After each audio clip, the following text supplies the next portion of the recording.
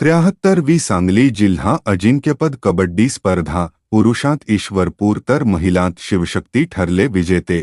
सांगली जिल्हा कबड्डी असोसिएशनच्या वतीने आणि तरुण भारत व्यायाम मंडळ सांगली यांच्या सौजन्याने आयोजित 73व्या पुरुष व महिला जिल्हा अजिंक्यपद आणि निवड चाचणी कबड्डी स्पर्धेचा थरार नुकताच पार पडला।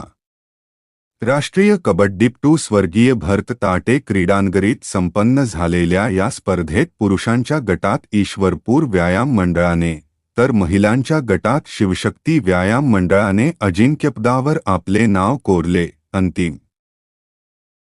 अंतिम सामन्याचा थरार पुरुष गट अत्यंत चुरशीच्या झालेल्या अंतिम सामन्यात ईश्वरपूर व्यायाम मंडळ ईश्वरपूर या संघाने बलाढ्य जय मातृभूमी संघावर मात करत विजेतेपद पटकावले। महिला गट शिवशक्ती व्यायाम मंडळ सांगली या संघाने शिवाजी वाळवा या तगड्या प्रतिस्पर्ध्याचा पराभव करत अजिंक्यपद मिळवले।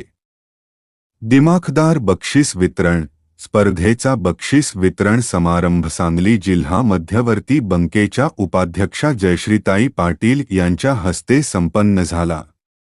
यावेळी जिल्हा कबड्डी असोसिएशनचे अध्यक्ष रामभाऊ घोडके, मंडळाचे अध्यक्ष महेश पाटील, नगरसेवक अतुल माने आणि मनोज सरगर यांची प्रमुख उपस्थिती होती। मान्यवरांची उपस्थिती या सोहळ्याला अतिरिक्त आयुक्त राहुल रोकडे, अभियंता कीर्तिकुमार मिर्जकर, माजी नगरसेवक हरिदास पाटील, सागर घोडके, उपाध्यक्ष पारिसा नागे, कार्यवाह अभय खाडिलकर, राजेंद्र भोसले, प्रमोद जगताप, खजिनदार सतीश भोसले, संचालक संजय सूर्यवंशी, भारत खांडेकर, अनुप पाटील, राजाराम भोसले यांसह राष्ट्रीय कबड्डीपटू अशोक शेट्टी, विनायक विभुते, वर्षा भोसले, सरोजिनी चव्हाण, विजयमाला बाबर, आसमा वांडार, मनीषा देसाई, अनिल माने,